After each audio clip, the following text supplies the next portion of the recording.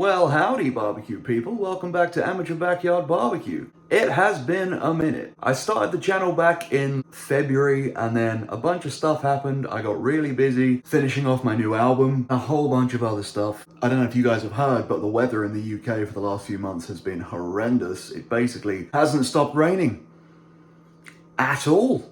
But the clouds have broken and the sun has been out for a little while. I thought it might be time to embrace the summer and get that pit fired up again. Starting up again with something very, very special. She is known to many all over the world as the Queen of Steaks. Today, we're cooking a picanha.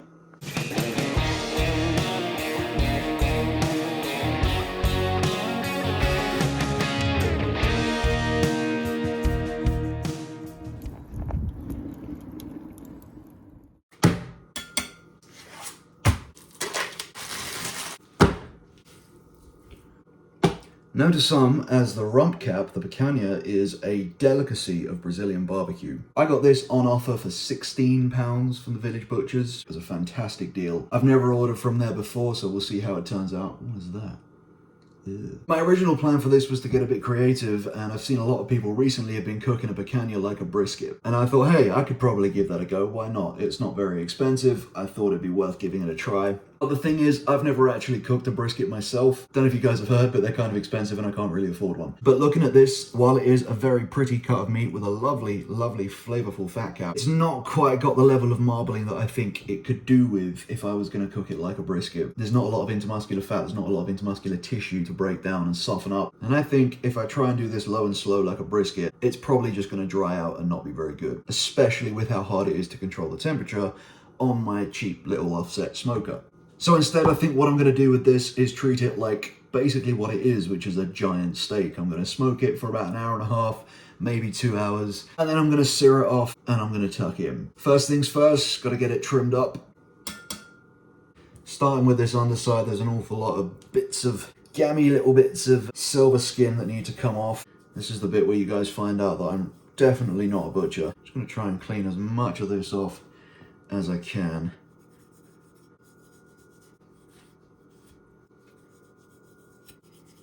Just trying to pretty it up a little bit. On this side we have the gloriously famous picanha fat cap.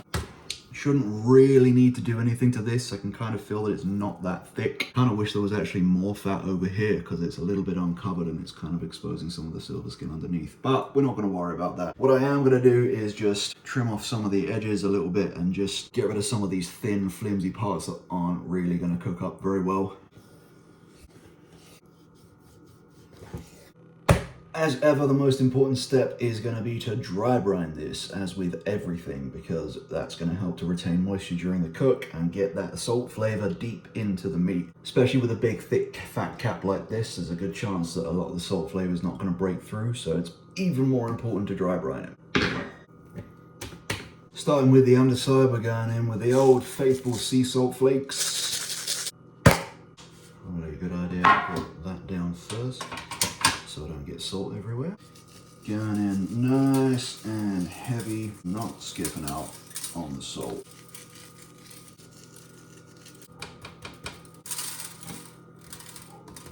Even though it's not going to penetrate this thick fat cap, I am going to salt this side because it will help to dry it out and it will help to get some of that salt flavor into the fat as well.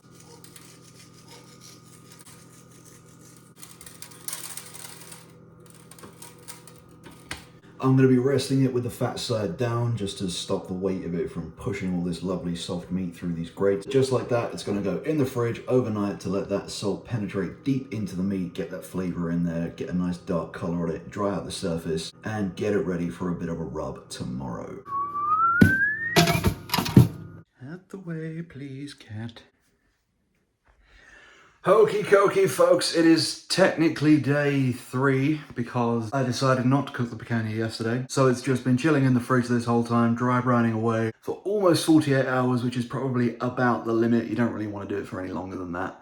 Do forgive the wet hair. I've just had a cold shower because despite what I was saying earlier about there being nothing but rain for months on end, it seems all of the summer decided to happen all at once today. So it's bloody hot outside.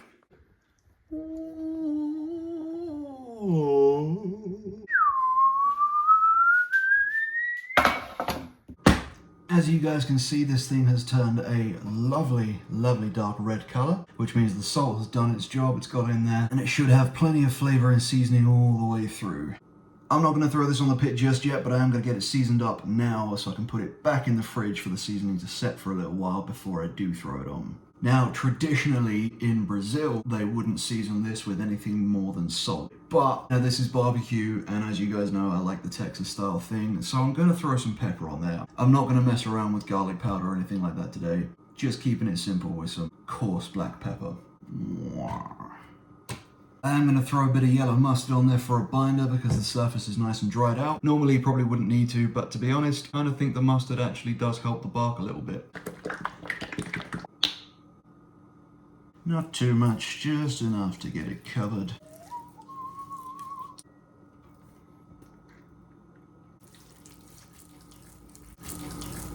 I'm going to be putting it on the pit fat side up, so I'm going to season this side first and turn it over. Getting that nice, even coverage. Something about the combination of the smell of French's yellow mustard and coarse black pepper, especially when you leave it in the fridge for a little while. Nice healthy coat of pepper should give us a nice briskety style bark on there. Obviously it's not going to have quite as long to develop because it's not going to be anywhere near as long a cook as a brisket, but it should still help give it plenty of extra surface area for the smoke to grab to. Using this tiny pot of pepper today because I couldn't find the big ones I normally buy. It does the trick. It doesn't quite feel the same though. I don't feel as powerful. Beautiful.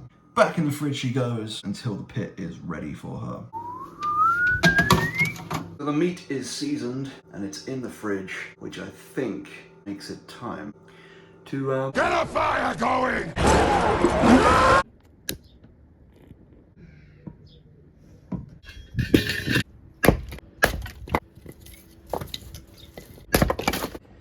I know, my pit's a mess, but don't judge me, I'm lazy.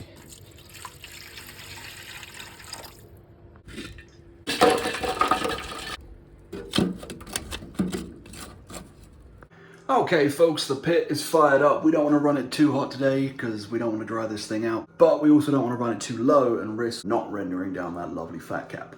I reckon this is going to take around an hour and a half, maybe 2 hours, and I'm going to be aiming to keep the temperature of the pit at around 250 to 275.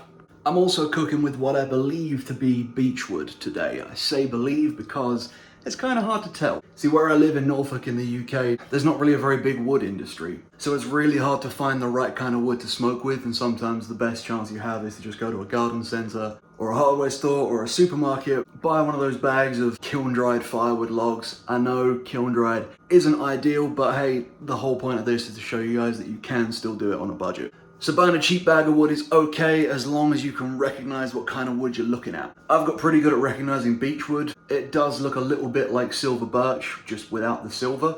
Obviously you can cook with silver birch, but it's not great because it tends to let off a bit of an oily black smoke, which isn't very good. In an ideal world, I'd be able to find someone to supply big crates full of oak wood, but I can't really afford to buy it by the crate load, and there's not really anyone around here that seems to sell it in small bags. So I'm working with what I've got. But it hasn't really steered me wrong yet, so.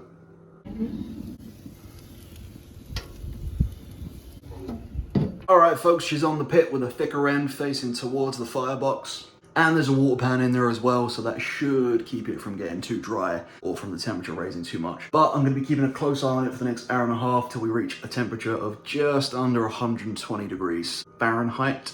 At which point I'll be taking it off to rest for a little while.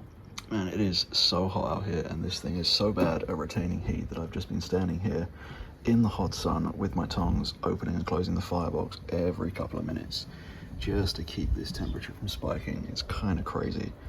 So in a very confusing turn of events, I've just done a temperature test, and our Picanha is coming up at 140 degrees Fahrenheit. Now, it's not even been on the pit for an hour, and I kind of get the feeling it might just be my cheap thermometer lying to me. But I guess the whole point of this is to experiment. As I've said in the past, I'm not a barbecue expert, so if I screw up, I can document it, and it just means that you guys know what to avoid in future, and so do I.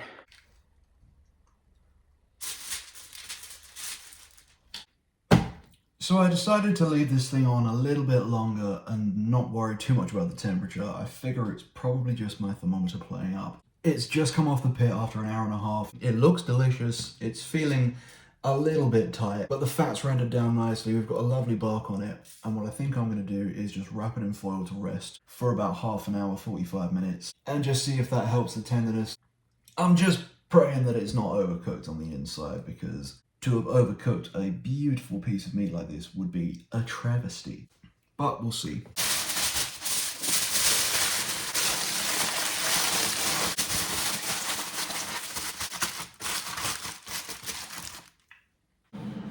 Alright folks, it's the moment of truth. Let's find out if this has gone as horribly as I'm worried it might have. As you can see, it looks pretty good. It kind of looks like a brisket, as was the original intention, even though we didn't go that way in the end. It's pulled in some weird directions, but the fat cap is, you know, seems to be nice and rendered. The whole thing does feel a little bit tight, but I'm just going to go for broke, slice into it, and see what happens. As it's picanha, the grain runs this way, so I'm going to be slicing it lengthways, just so that we can get a nice tender bite on it later on. But let's see how it came out.